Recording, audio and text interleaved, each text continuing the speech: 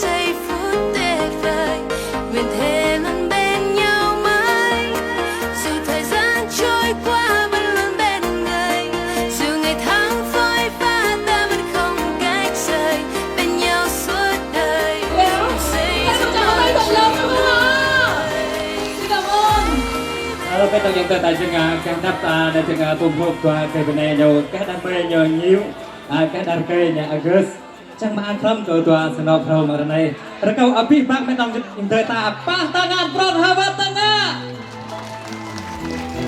Xin cảm ơn quý vị rất nhiều và giây phút này rất xúc động thưa quý vị để có được hình ảnh đẹp đẽ trên sân khấu mà tất cả chúng ta đang được chứng kiến. Cô dâu xinh đẹp với định mệnh của cuộc đời mình, chú rể August, và đó là sự vun vén yêu thương chở che sinh thành nuôi dưỡng của cha mẹ, của anh chị. Xin được trân trọng kính giới thiệu đến quý vị ngay lúc này sự hiện diện của hai bên gia đình.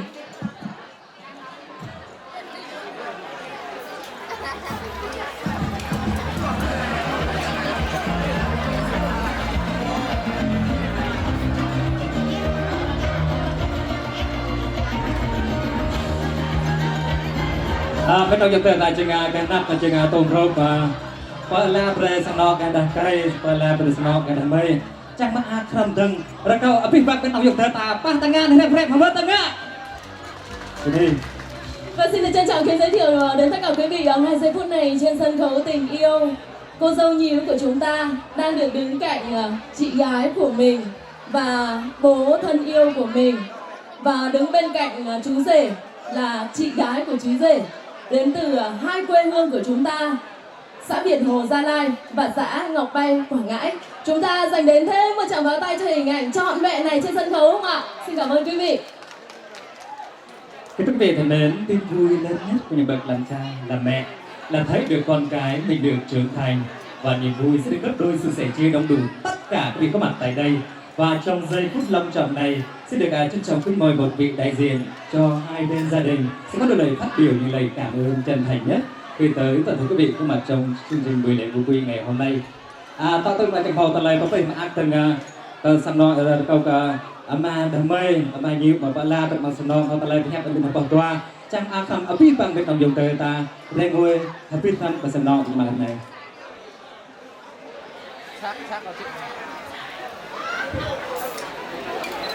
Lo hôm nay đây có phim cái con rồi là nông trời qua là ta học ác rồi đây nặng nè bắt làm gì phải cho ngoan yêu to bắt làm ác không biết là do có tình ta thì họ nàng cái đó không mà là cô ta nắp tới doa là nàng doa được chứ cho nên thôi nghe cho nên thôi khang cái đấy có lo cùng là nàng không không thầu có đi cái đây mà nhẹ người mông cái đây họ nàng cái ẩn rồi đi đây còn vi phạm để nông tài thôi là có chào đạo có Và đó là những lời chia sẻ rất là xúc động của bố cô dâu thưa quý vị. Mừng quá quý vị ơi, con gái tôi hôm nay đi lấy chồng rồi. Và mọi người cũng đang rất là vui và hân hoan phấn khởi cho ngày hôm nay. Hôm nay nhíu của bố rất là xinh đẹp đúng không ạ? Xin được chúc cho chị này, chúc cho bố cũng như là chúc cho chị gái của chú rể thật nhiều sức khỏe, thật nhiều niềm vui để cùng dõi theo và đồng hành cùng với con đường hạnh phúc của hai con và em của mình. Quý vị thân mến, tiếp nối chương trình sẽ được trân trọng kính mời cô dâu chú rể của ta sẽ lần lượt dâng ly rượu hiếu rượu tình lên hai bên gia đình để tỏ lòng tri ân sâu sắc ơn nghĩa sinh thành. Chú rể mời bố vợ và cô dâu mời chị gái của mình. Xin mời. Jangan tak tu nak kau bik kau senok kau ta bây sẽ capai từ kau bik ma ta. Jangan apa boh mang talai khắp kau beri ni beri ma ta. Bác đêm trên rong ta mừng ta pet rong rô pro tam vào senok đợi cây này. Xin được cảm ơn bố đã yêu thương và chở che cho nhíu của con. Và hôm nay đây, con sẽ là người đàn ông thứ hai trên cuộc đời này, thay cha yêu thương và chở che nhíu. Những bước chân đầu tiên trên cuộc đời là cha đã dắt nhíu đi. Cái ôm đầu tiên cũng là cha. Và hôm nay con sẽ thay cha với bờ vai vững chãi nhất để nhíu công chúa của con được tựa vào. Ly rượu tiếp theo, cô dâu mời chị gái của chú rể.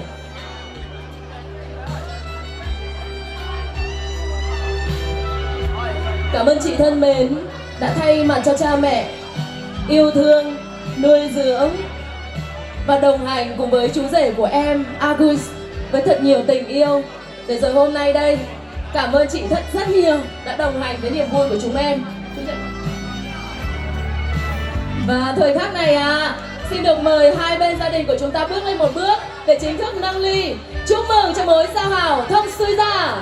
Kau bisa tua sang dok pro abi yang bị mà đồng mây đồng đời ta đi bên chàng tổ chức chàng ai không abi bang bên kawin đời ta mà này sahabat negara kau abi bang bên tàu đời ta pan tangan pro hebat tangan. Một tràng pháo tay chúc mừng cho mối giao hảo thông suy ra của hai quê hương Gia Lai và Quảng Ngãi. Xin được chúc mừng cho hai bên gia đình chính thức có thêm một nàng dâu hiền, một chàng rể thảo, và thật sớm thôi chúng ta sẽ chào đón những tiếng cười hạnh phúc của trẻ thơ thật tuyệt vời hơn bao giờ hết. Xin được cảm ơn hai bên gia đình và xin được chúc cho hai bên gia đình của chúng ta mối giao hảo này sẽ luôn luôn bền chặt. Sau đây xin được trân trọng kính mời hai bên gia đình Quỳnh sẽ quay trở lại chiếc bàn họ và cùng chờ đợi hai con và em với những khoảnh khắc tiếp theo trên sân khấu tình yêu. Xin trân trọng kính mời. Quý vị thân mến, quý vị đang nhìn thấy cô dâu chú rể chúng ta. My whole world changed from the moment I met you, and it would never be the same. It felt like I knew that I always loved you. From the moment I heard your name, giây phút ấy thật tuyệt vời, khoảnh khắc đã có nhau trong đời. Yêu anh ước muốn bây giờ ngày đây rồi, dù chót trái đất có vỡ đôi, anh vẫn đứng nơi đây thôi, vẫn mãi thôi để con tim anh cất lời. I'll be by your side till the day I die. I'll be waiting till I hear you say I do. Something old, something new, something borrowed, something blue. I'll be waiting till I hear you say I do. Để cùng với chúng tôi hô một tiếng thật to thật cao nha quý vị ơi. Hãy lau khô dòng nước mắt, gạt hết đi lòng dối bời, để anh được thấy em luôn mỉm cười. Hãy luôn siết chặt tay nhau, Chúc mừng hai con tim đã chính thức cùng chung một nhịp đập. Hai khối óc đã cùng chung một trí tuệ tốt đẹp nhất cả luôn ai. Rất là dễ là chúng ta có một hình tròn viên mãn trọn vẹn, là thời khắc mà chúng ta trao cho nhau chiếc nhẫn đính hôn để gắn kết cả một cuộc đời. Và sau đây chúng ta sẽ nhìn thấy Nhíu, Agui trao cho nhau cả cuộc đời này nhá. Và bây giờ cho phép Phương Thảo xin hỏi chú rể sẵn sàng chưa? Có to lên ạ. Sẵn sàng. Sẵn sàng. Rồi Kim Như. To lên. Em sẵn sàng. Vâng, và họ đã chính thức đã sẵn sàng để bước vào trong cuộc đời của nhau, để viết nên mỗi ngày với những trang tươi đẹp nhất. Và giờ trao nhẫn cho nhau đi nào. mình cùng bên nhau, bao gian nan sẽ qua mau. Anh sẽ mãi luôn che chở em cuộc đời mãi sau. I do love you, yes I do love you. I'll be waiting till I hear you say I do. 'Cause I love you, love you.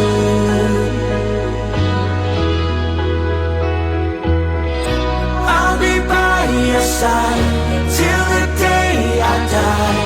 I'll be waiting till I hear you say I do.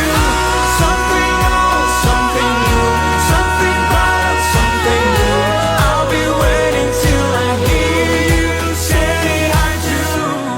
We're shining like a diamond, just look at us now. I wanna hear you say I do.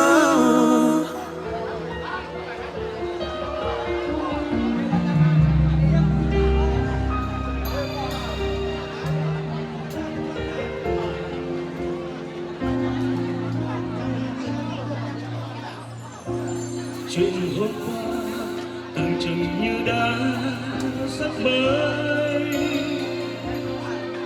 một chuyện đời đẹp hơn ánh sáng những cánh sao trời, làm nỗi nhớ thương em mới vô bờ, làm cho trái tim anh ôm bao lao đài, ngỡ không rời một đời ta luôn mê say, cùng tay nắm tay ai nhớ thương cùng ai. Ngày hôm qua mặt trời trong ánh sáng loá, thật dịu dàng. Tình em đã đến với trái tim này để nỗi nhớ trong anh luôn xanh ngời. Ngày em đến bên anh ngôi sao tuyệt vời, lỡ không rời một đời ta luôn mê say. Còn ai nhớ ai sắp phải kề vai.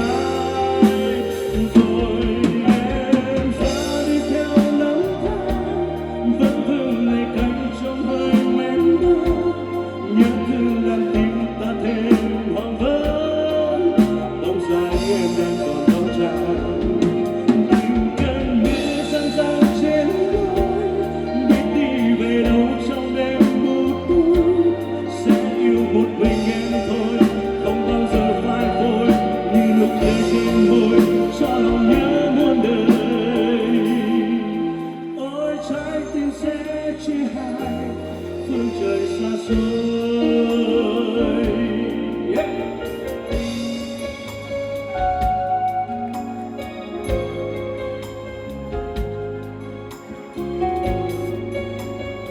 Okay, yeah.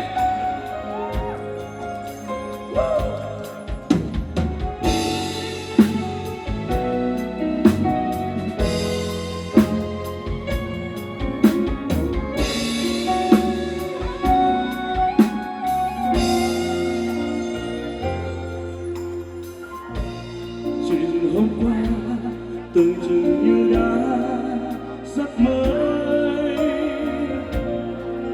một chuyện đời đẹp hơn ánh sáng những cái sao trời, làm nỗi nhớ thương em mới vô bờ, làm cho trái tim anh ôm bao lời này. Ngỡ không rời một đời ta luôn mê say, cùng tay nắm tay ta sắp phải kề vai. Ngày hôm qua mặt trời trong ánh sáng loáng, thật dịu dàng. Tình em đã đến với trái tim này, làm nỗi nhớ thương em luôn quanh người. Ngày em đến bên anh ngôi sao tuyệt vời, ngỡ không rời một đời ta luôn mê say. Cùng tay nắm tay ta nhớ thương cùng ai. Rồi em ra đi theo năm tháng, vẫn vương lấy cánh trong hơi men đá. Nhớ thương làm tim ta thêm hoang vắng, bóng dáng em đang còn đau dài. Từng cơn mưa răng răng trên lối, biết đi về đâu trong đêm mù tối. Sẽ yêu một mình em thôi, không bao giờ phai phôi, như nụ cười trên môi cho lòng nhớ muôn đời. Ôi tháng năm sẽ chia hai, phương trời xa xôi. Rồi em ra đi theo năm tháng, vẫn vương lấy cánh trong hơi men đá. Nhớ thương làm tim ta thêm hoang vắng, bóng dáng em đang còn đau dài. Từng cơn mưa răng răng trên lối, biết đi về đâu trong đêm mù tối. Sẽ yêu một mình em thôi, không bao giờ phai phôi, như nụ cười trên môi cho lòng nhớ muôn đời. Ôi tháng năm sẽ chia hai, phương trời xa rồi.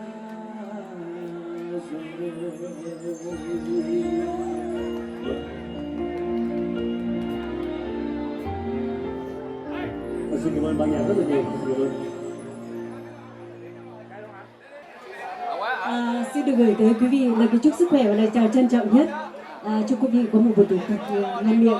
Và ngay sau đây xin được gửi tới ngày hạnh phúc của hai em, một sáng tác của nhạc sĩ Trần Tiến, ca khúc Ngọn lửa cao nguyên. Mời quý vị cùng nghe.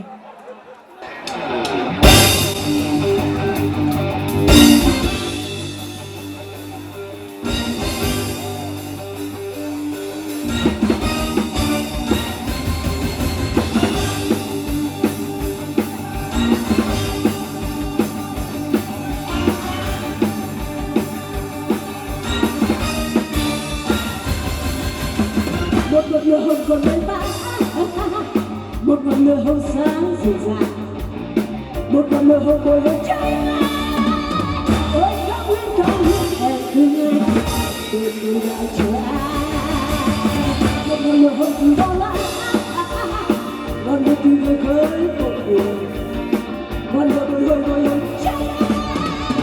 Ôi cao nguyên người chiến sĩ tên anh luôn từng cùng cháy lên một thiên, cháy mãi cho anh hiện ra giữa non lửa. Em chẳng bao giờ em chẳng lời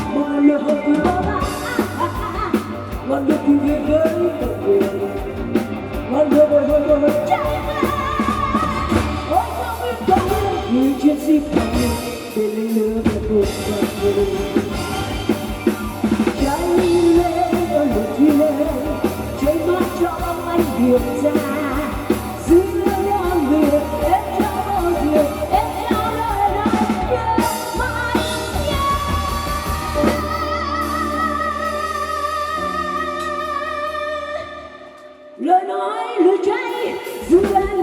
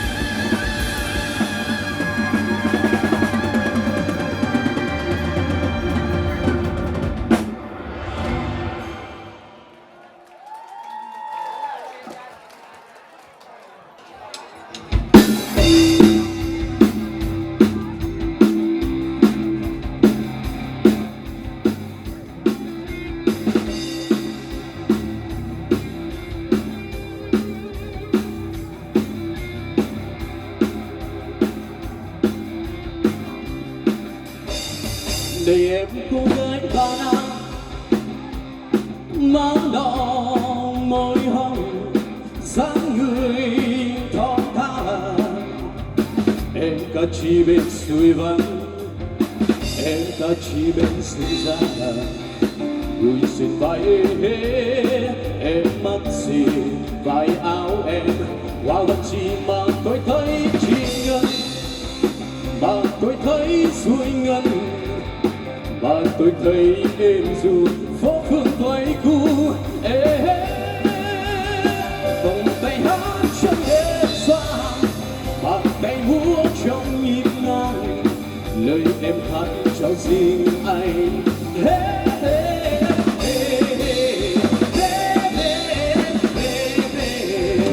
Này em bertop remai kukung, bertop remai kukung.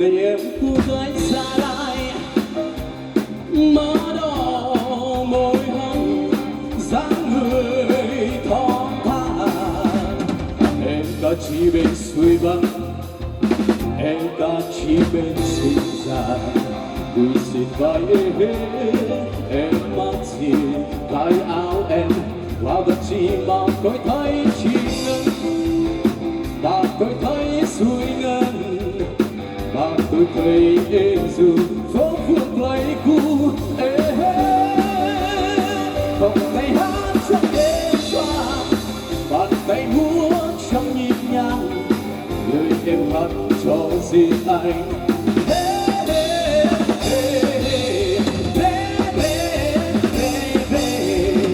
nơi em vừa tóc về mai cùng vừa tóc về mai cùng vừa tóc về mai cùng vừa tóc về mai cùng vừa tóc về mai cùng vừa tóc về mai ugana về mai ugana về mai này em vừa tóc về mai cùng vừa tóc về mai cùng vừa tóc về mai cùng vừa tóc về mai cùng vừa tóc về mai cùng vừa tóc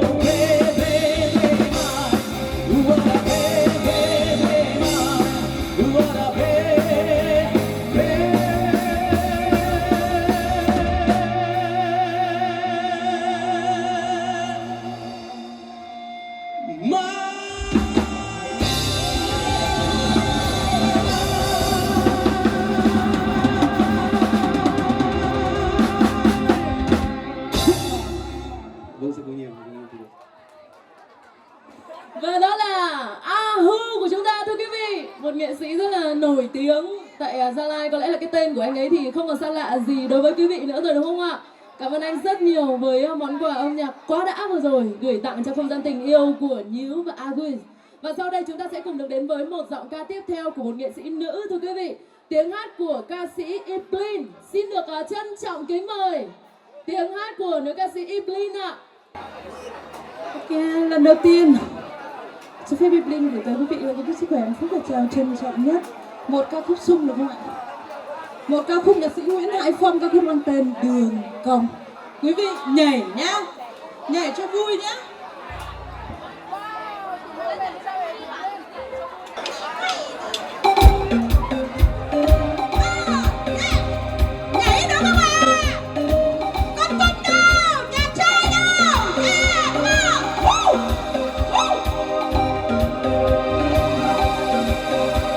Này em từ đâu về đây vì anh nhìn em là say.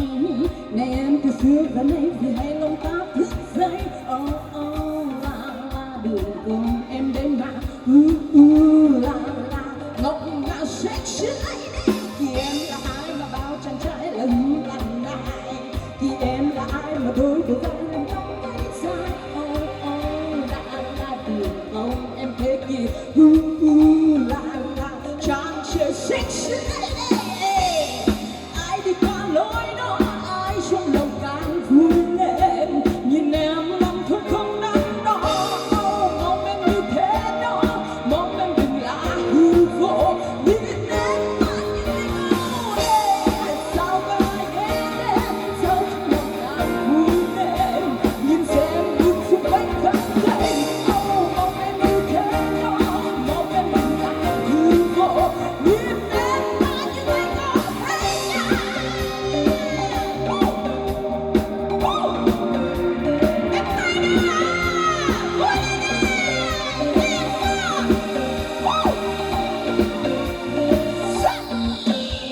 Này em từ đâu về đây vì hay nhìn em đã say.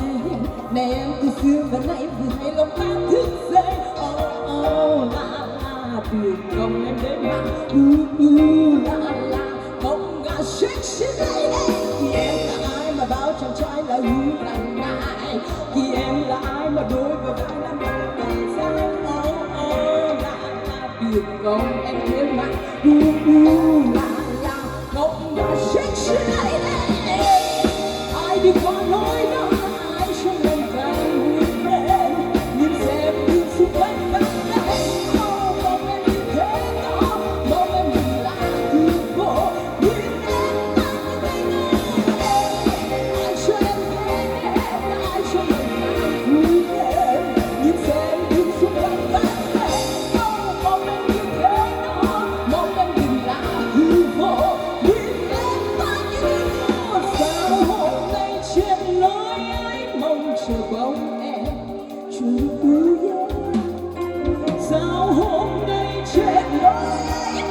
trời vỡ tan chúng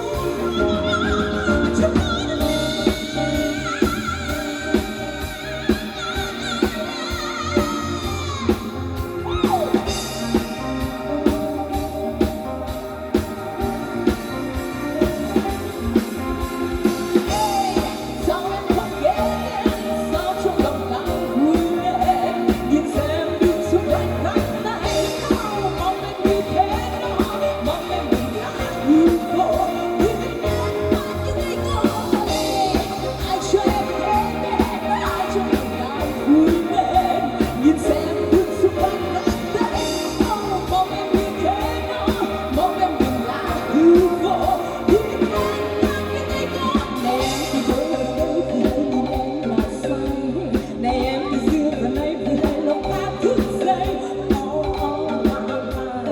không em đấy mà la không ngã sexy love cảm ơn rất nhiều.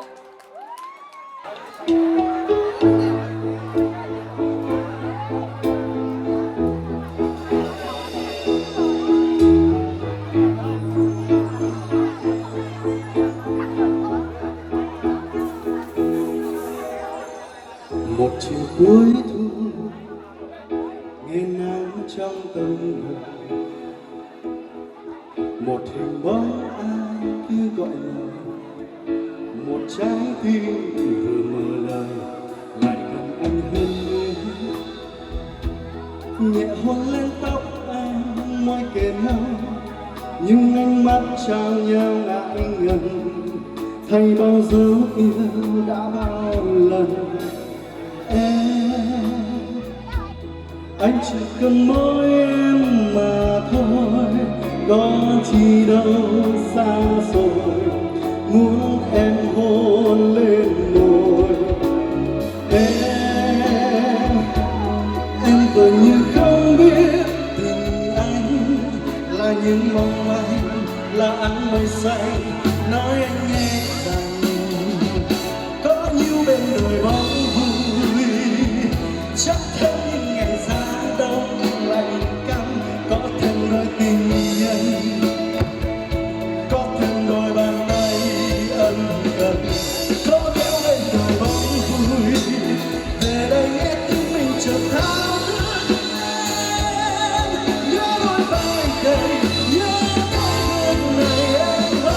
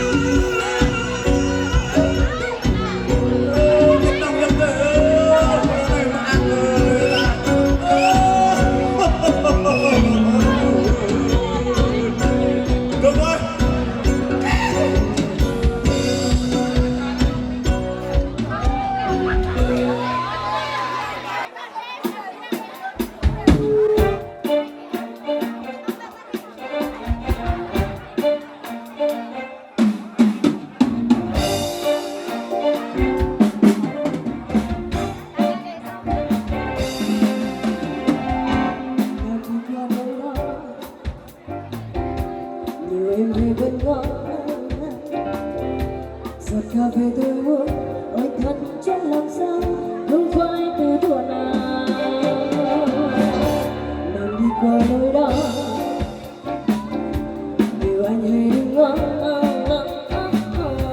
giọt cà phê tôi buồn, ôi thuần chẳng làm sao muốn phai từ thuở nào.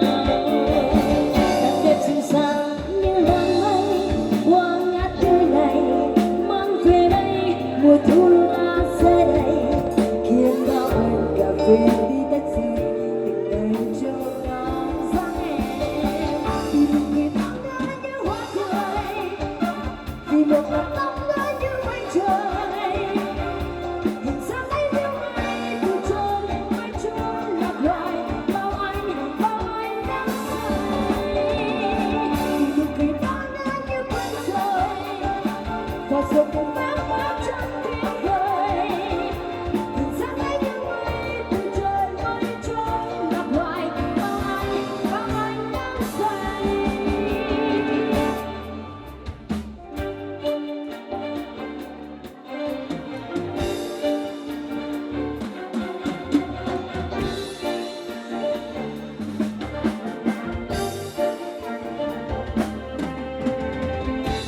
Em đi qua lối đó, mùi hương theo lan xa, giọt cà phê tôi uống